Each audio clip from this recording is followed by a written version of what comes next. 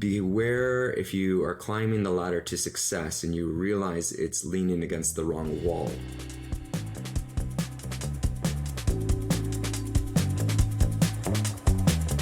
Welcome to The Path to Wealth, the show about well-being, fulfillment, and financial freedom. And I'm your host, Hannes Henschel.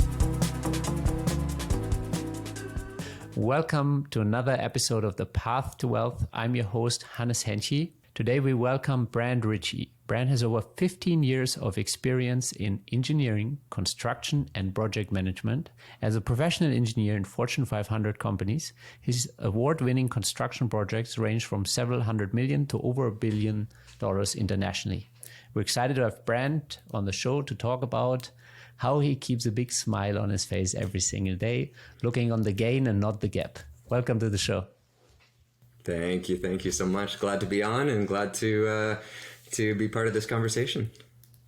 Yeah, 100%. So before we got on, we spoke about one of the books you're reading right now, The Gap and the Gain. Was it always easy for you to make that distinction and look on what you have in life already, kind of come from the stage of gratefulness, but still looking to excel, grow from that place rather than looking from, okay, there's a gap here that I'm trying to close in my life?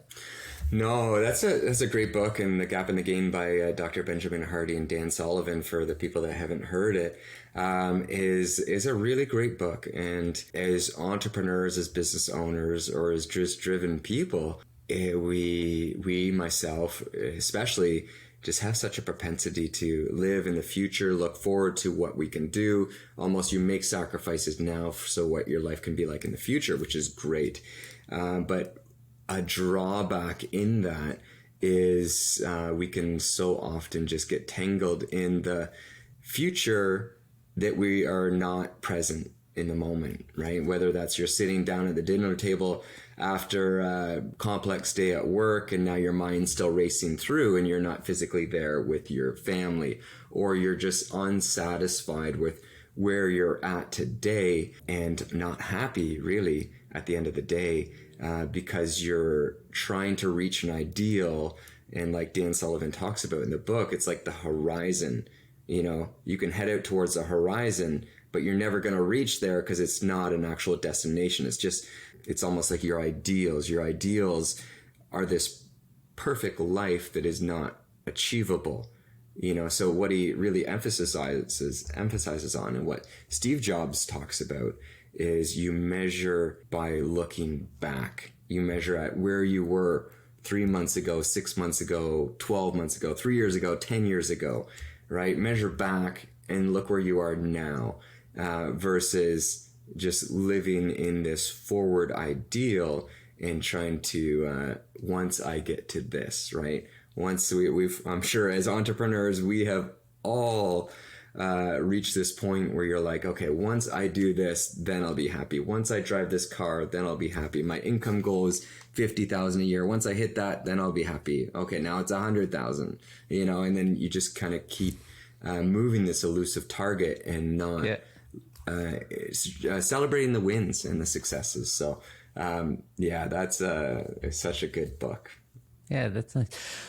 So, how did your journey start out in, I guess, originally the engineering space, but eventually you ventured into becoming a GP and an active investor in the multifamily space? What was your personal story there? Yeah, no, glad to dive in. So, that's where I resonated well with Dan Sullivan as well. He grew up on a farm. So I actually grew up on a farm outside of London, Ontario. So outside of Toronto area, about 2 to 3 hours from there. And grew up on a farm and just knew, everything surrounding me, the occupations or the, what I could do with my life. Nothing there, it wasn't my cup of tea. And most people are kind of surprised that I grew up on a farm. But I am too. It surprises most people. But yeah, no, grew up on a farm, and I actually attribute a lot of the hard work and the work ethic to that, because when you grow up on a farm, you just don't have a choice. That's just what you do, what you're expected to do, and you work hard and you don't complain and you eat the food in front of you. So Hans, you'll probably appreciate that, especially being such a high level chef. So just even as a young kid, I didn't really see what I wanted to do in that specific small town. Little town, I think population just under 800, and we lived outside of that. Oh, that's small, yeah. small. And so, went to school in the city, which was super grateful for my mom driving me in there back and forth every day. But then, kind of as I was journeying through high school, ended up doing engineering in university, had the aspirations of being a bridge engineer architect. Santiago Calatrava is just a beautiful architect, engineer, and the structures he creates is just so fabulous. So I had aspirations of doing that and going down that road. One of my mentors early on gave the expression of, beware if you are climbing the ladder to success and you realize it's leaning against the wrong wall. And you're just like, oh, I don't know, man. That was kind of interesting statement. And Robert Kiyosaki had another one that really resonated well with me, which was instead of climbing the ladder, I want to own the ladder. And so his little purple book, The Rich Dad Poor Dad, that is inspired many entrepreneurs over the last 25 plus years, was very instrumental to just getting you thinking differently. And I would say I've always been more entrepreneurial driven. With that has a lot of kind of fails and successes. But really, that little purple book changed the mindset, changed the paradigm. And it's almost like that matrix, green pill, red pill, the one. So it just always had me on this destination of a different way to do things. I never liked the philosophy of trying to save up enough money to have when you retire that you kind of have enough money before you die. And also that you're going to work your entire life and then make less money at that time than you do, in your 30s or 40s or in your peak learning years. But, it's been so many different little micro shifts over time that has got me perpetually in a entrepreneurial state and trying to, work in engineering, but trying to have different side hustles along the way.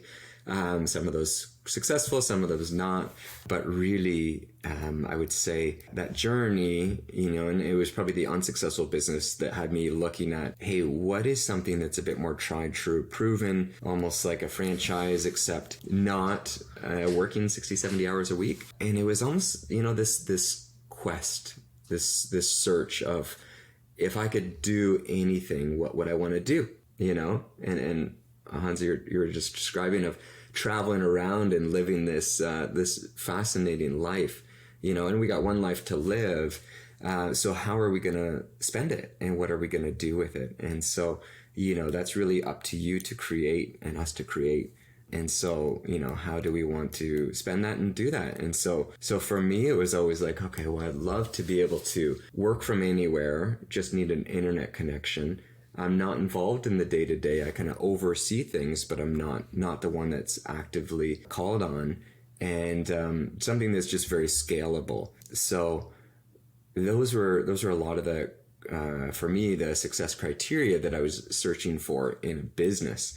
Went to different franchise shows, went to, kind of in a search and a look to really where I can find this. And so that's what took me along this journey, this process, in order to find the multifamily space. So it's been a long road and multiple, kind of bumps and grinds, but yeah. I can relate to that. For me, it was similar. It was like always venturing. Then some ventures that didn't go too well. And I was like, okay, I would like to have something that's a little bit more tried and true. And that's how I ended up in multifamily. And that was, my parents had real estate, but that kept me away from single family risk, because I always seen the pain of them being landlord. Till this day, I see how the tenants keep ringing the doorbell. And that's Yeah. another thing that pushed me into multifamily. And I don't know if we could relate on this one. I was mildly handy, but not enough to be good at it. So I could do some minor things, and I knew it was kind of like sports in high school. I could try my hardest, and I'll be a 7 out of 10. But I was never going to be the stars. So I could mildly do some handiwork, but I was never very good at it, and it wasn't where I wanted to spend my life energy. And then the second part, like you said, I didn't want to be the one on the receiving end of, hey, my toilet's broken, what do I do? Or, once people have issues, I'm not the one that they call. We have people and systems in place for that. Yeah, I like that. So how did you manage to build your real estate portfolio from so far remote? That must have taken a certain mindset, a certain level of action. Yeah, for sure. 100%. Yeah, so I was living in Canada, building a multifamily portfolio in the States. And so I was doing everything from there, and I'd fly down 3-4 times a year into Dallas. So I joined a multifamily syndication platform and really learned a lot of the A to Z, how to do that. And then also just being part of that community, that ecosystem, it's that expression, you are the average of your 5 closest people you spend the most time with. And so that very much impacts, your trajectory, how you think, how you see things. So what problems are they struggling with? And, it just raises your game. So being in that ecosystem, in that space, was so paramount and still to this day present, very important in what drives us and motivates us and inspires us. And so being part of that ecosystem was key.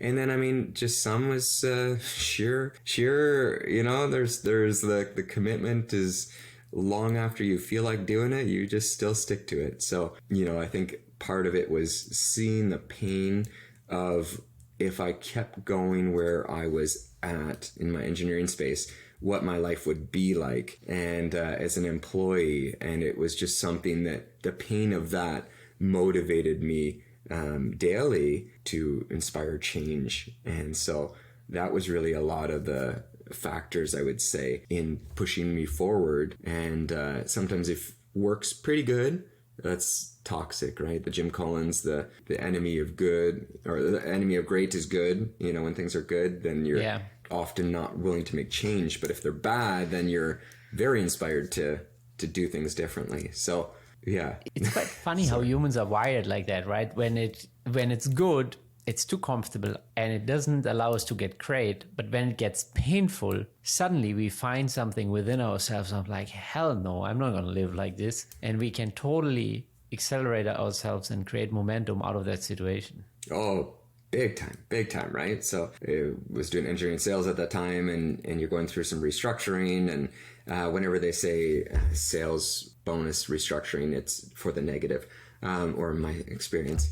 And so, you go through a couple of those and you're just like, okay, I'm not dealing with this crap, right? So those things really highly motivated me, turned up the dial, and said, okay, I'm not gonna keep living this way, and I'm not gonna be, you want to take control of your life and your destination and your journey, and not just be the recipient of somebody else's desires. And so, so I'm in Canada looking at properties, underwriting properties, kind of building relationships, teams back and forth, and very much you're flying on the weekend and you're doing the atypical, right? No one else is doing this. Every waking moment, I'm listening, devouring all this content and podcasts, and great podcasts like these that are inspiring you to do something differently. And so it was a lot of early mornings, late nights, kind of before work, after work, and then breaks in between, and then you'd be looking at looking at properties and underwriting properties and running and operating properties. And so that was basically built that up enough until I could replace my income and then jump in and do that full time. That's inspiring. To be able to leave your W-2 behind, to leave the journey behind that so many people are on, and they're treading it, but they might not have the willingness, or the pain wasn't big enough. Sometimes when I look at people and I see them suffering, but I can tell the pain isn't big enough yet for them to cut it. But you made it, you not only make the choice to make a change, but you actually walked through with it, allowed yourself to live life on your own terms. And now you can live your own vision of life, which is why you have the big ass calendar behind yourself. That's right. That's right. That was a good one. Yeah. Have you talked with your listeners about that at all? No.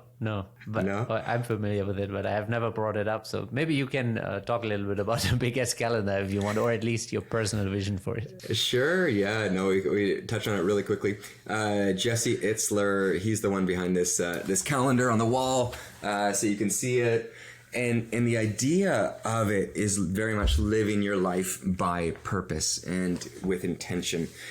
So before the year starts, so, it's not too late to start now. You can very much look and, what's happening in the next 7, 8, 9 months and really look at it and say, okay, you block off your big things first. What's your most important things that you want to do, and scheduling those on your actual physical calendar. And so whether for me it's date with my wife every week, and so making sure that that's a priority. So that's all these little green tags, and we'll have weekend trips that we'll do. We're going to go back home, back to Canada for the summer. So we'll have that on the calendar. That's this purple. And I'll have 6 weekend trips throughout the year that, we're just like book off ahead of time. So I already have those, kind of pre-planned. And then, Masogi, which was kind of year one. If you look back 10 years, you're in the future now, 10 years, you look back in 2023, what is that one thing of like, hey, this is what I want to make sure I've done and accomplished in this year. So for myself personally, it's learning Spanish. I've dabbled for a while, but want to become fully fluent, and then kind of have a major trip kind of associated with that. So nice, I like it.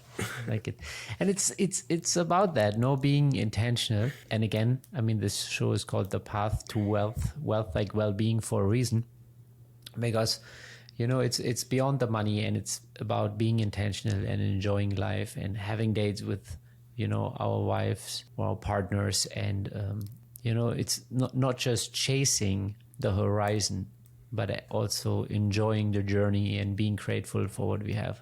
Yes, big time. Yeah, measuring our wins. Yes, exactly. And I like that what Steve Jobs said, that you look back on the journey and only then you can connect the dots. It's sometimes we try to make sense of things in the midst of it, and it's just not possible. And even more often, I think it's impossible to predict our life. Like, I'm sure the same applies to you.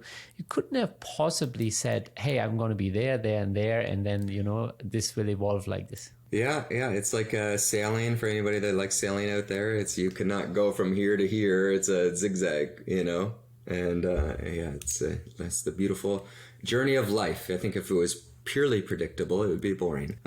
So the chaos and also the intrigue of it is the destination and the journey. Yeah.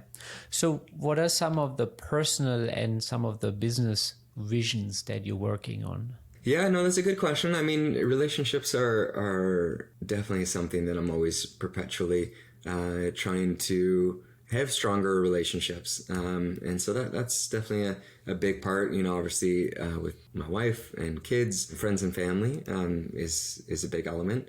I think that's the fullness of life is really found in those relationships that we have, right? That's the community that just makes things fantastic.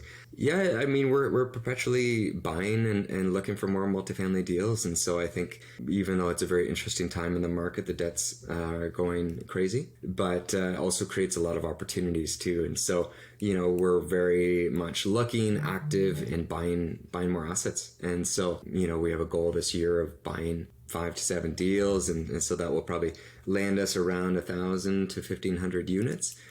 So continuing to build out the teams and systems in order to support that. So talking systems and teams, what are some of the things you're focused on? Because having had the pleasure of speaking with some of the best in the industry, what I'm hearing, it's all about the people. beyond the relationships that we also build on the business side. It's about the relationship we build within our business, the culture we build, and the systems we give them to work in or with. Yeah, what is there's a quote, you fail to the level of your systems. And so, yeah, just continually refining those, so when you have one deal, you don't really need a system or process. It's kind of, you're just you're building them as you go through. But as you add, property to property to property, now you really need your systems and processes down. And so you can scale, right? And then eventually you put people in those roles so somebody else can take care of that specific asset. So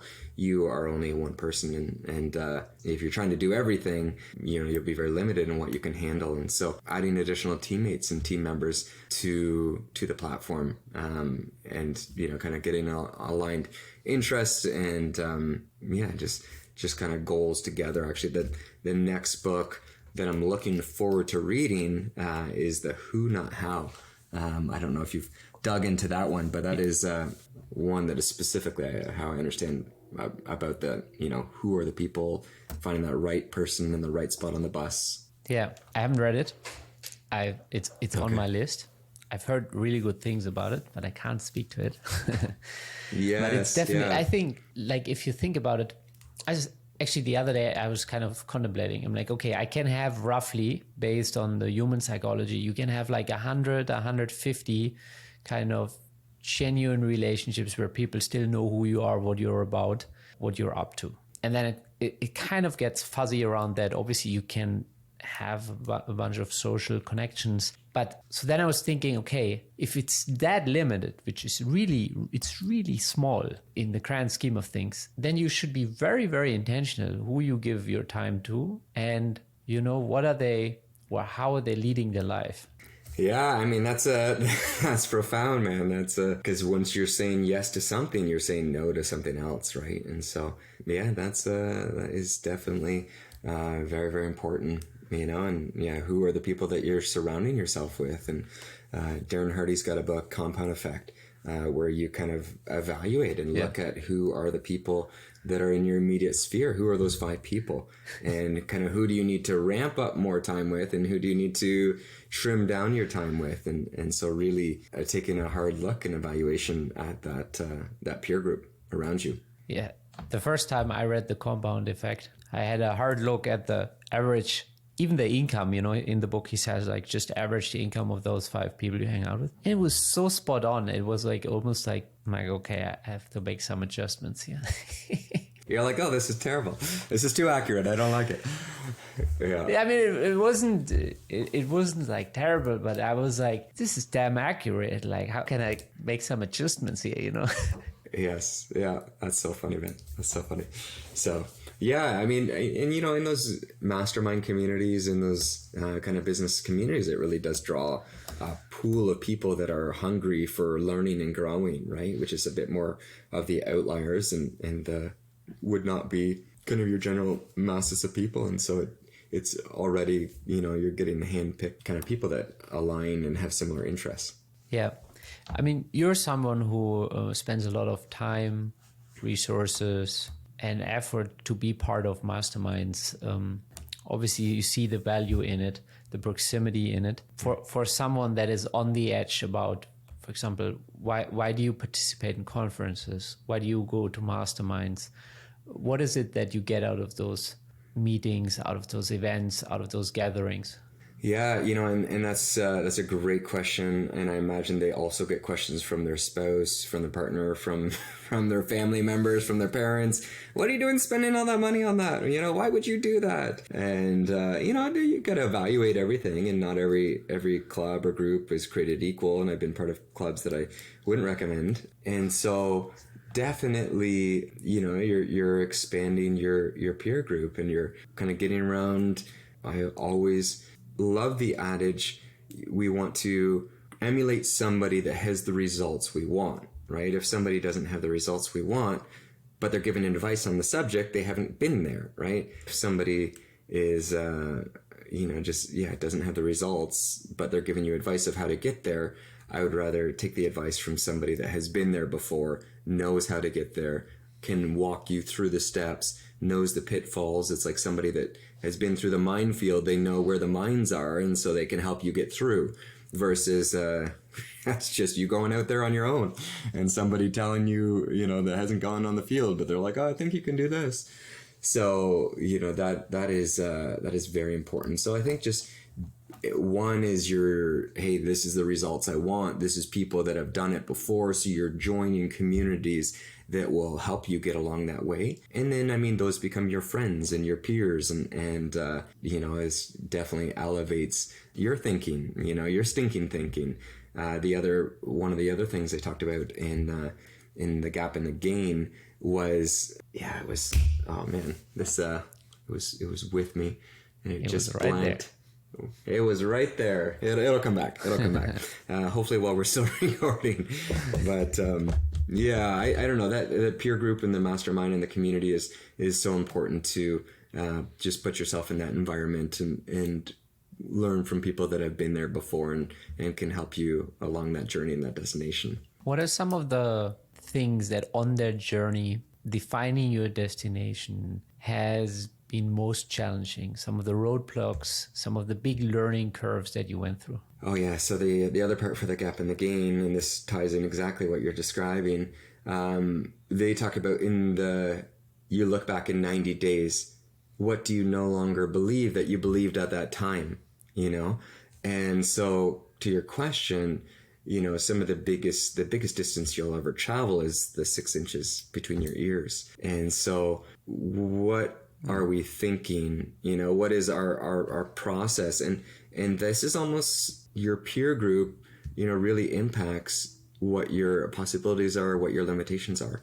And so as we're looking at that and we're looking at, it's hard to see our own mental barriers and our mental blocks and the things that are keeping us from growing in business. And so I think mindset and mentality is a huge element to that. So that's probably one of the biggest journeys, right? Because then you got to admit that, oh man, what I really believed about that isn't right, and whatever those limiting beliefs are. And so that's a huge step and process, I think, is just your mindset. Mechanics you're going to learn. You're going to learn, the physical tools. Hey, if you want to go build a boat, there's a roadmap on how to do that, and your 1, 2, 3, 4, 5, 6, 7, 8, probably 3, 4, 500 step process to do that. And so you'll learn the mechanics, but the mindset is one of the biggest journeys that I think we're perpetually on and trying to figure out how to navigate. I think the mindset is really one of the most interesting components of success, because it's really about how to handle your own mental diarrhea at times. It's like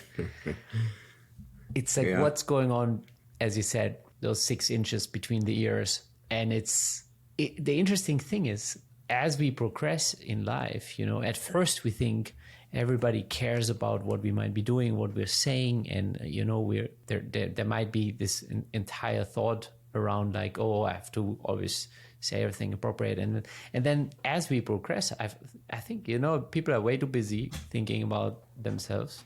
So unless you go on stage and you really bomb, nobody cares, and even then, in the larger scheme of things, it doesn't matter. And overall, I think the price of giving into that insecurity is like so far worse than just like not caring too much about it, and just like taking strides in life. And one of the things that I thought, I think it was just this morning, is that it's actually the discomfort will be so much bigger if we don't expose ourselves to discomfort. So if we're seeking comfort actively over and over again, it will lead to a lot more discomfort down the road.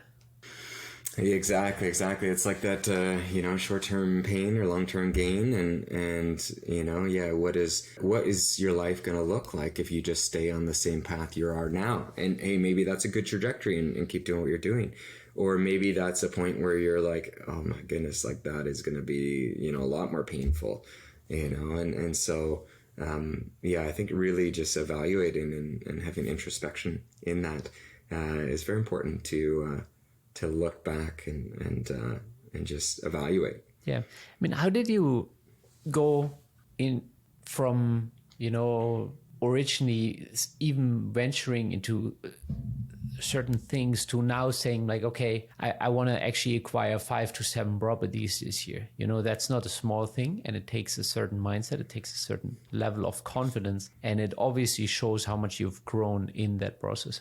Yeah, I would say, just your first one, of course, once you acquire your first property, that's a huge learning curve, and you're going from not having, myself was really not experienced in for sure, the commercial real estate space and multifamily space.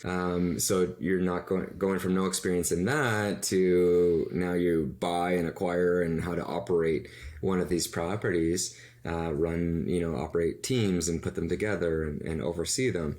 And so there was a big learning curve in that 0 to 1, but then, okay, now you do 1, and a lot of those systems and processes are what allow you to do 2. And then once you get them down, you're refining them, making them better, and now you do 3 and 4 and 5 and 6, and kind of building up. And so now you're building out your systems, your processes, your, everything from the front end of looking at properties to the back end to selling properties. And you're developing all your systems and then putting people in places to run those, asset management, your on-site kind of contract services and everything from pre-acquisitions, underwriting to, contract to close, and then operations and disposition. I would say there's the practical mechanics that you get one at a time and then more at a time. And then the second part of that would be, I guess I would say being in that peer group. Man, you're around a bunch of friends that are like, you're afraid or you don't know what's happening. There's the uncertainty of the future. And that is always the case because nobody knows what the future holds. And so you're looking at, how are you going to do things? And then you're being inspired by people that are finding deals and making them work. And so, you can get stuck in your head and the fear mentality, which usually just causes analysis paralysis or you to do nothing. Or you see the inspiration of people getting it done and making it happen. And then you're like, okay, well, how do they do it? What do we need to do differently? Or what do we need to tweak? And so, back to that ecosystem, that peer group is so important to be part of. And it really fuels your fire to take things to another level. Yeah. I think that's it. The peer group that inspires each other. Like, I mean, there have been so many nights where I've been sitting next to people and I'm like, oh yeah, we can do that. And actually, sometimes it's also like, wait, if you can do that, I can do that. So there's 2 parts of this. That's inspiration. Yes, yeah. You're like, and hey, maybe people are having that conversation right now. They're like, man, if this guy can do it, then I can do it too, right? So yeah, if these 2 folks can do it, we can definitely do it.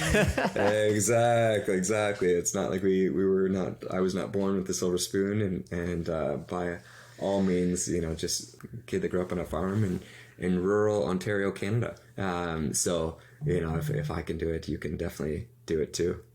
Yeah. Brent, one of my favorite questions is, what do you consider a life well lived? So that's a great question. Great question. I'm a Christian, and I think that's a very important part of my life, and ultimately beyond this life, but also having very important, meaningful relationships with your wife and kids, and you hear at the end of your life, that's who is on at your deathbed, and the ones that are surrounding you and really loving you. And so making sure that we don't just drive performance, drive results, drive operations, but we really think of the impact that we're having on people. And so I would say just, being surrounded with friends and family at your dying day, and just making a huge impact on the people around you and the communities around you would be a life well lived. Yeah, I agree. I like that a lot. So what are you currently trying to inspire people towards?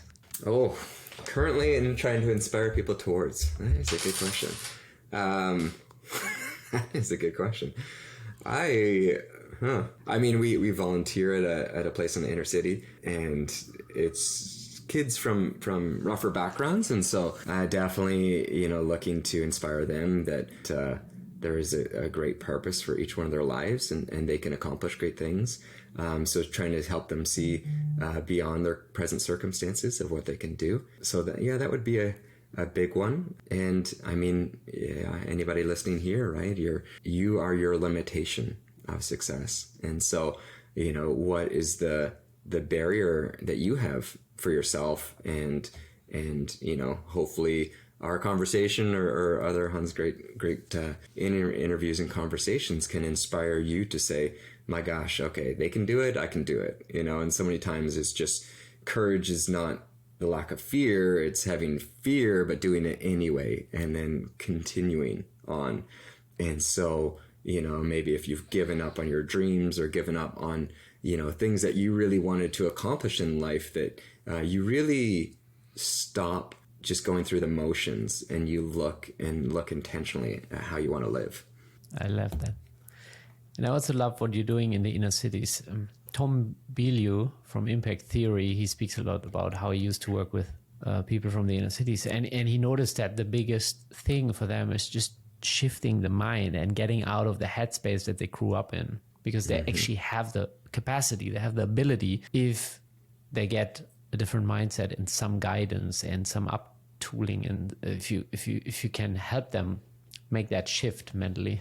Oh, so important. And I can't remember what the statistic was, but it was something just like, the greater the poverty, the greater the negativity that is spoken over these kids, and then you mirror that with more affluent homes that are speaking very much life and positivity, and just the amount of negative versus positive spoken slants huge, depending if it's a poverty area or an area of affluent.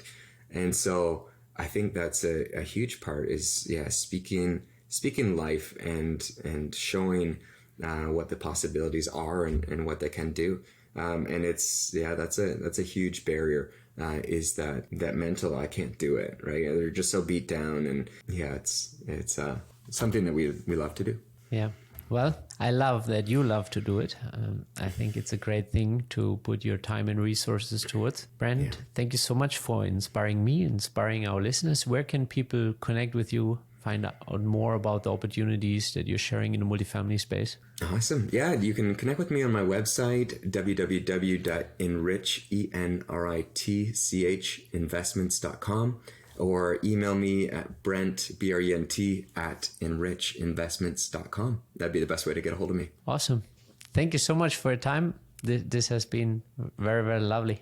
Absolutely. Pleasure. Thank you for having me on.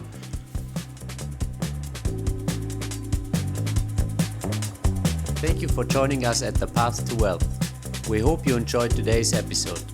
Check out our upcoming guests and be sure to share it with all your friends and family that want to take their life to the next level of wealth.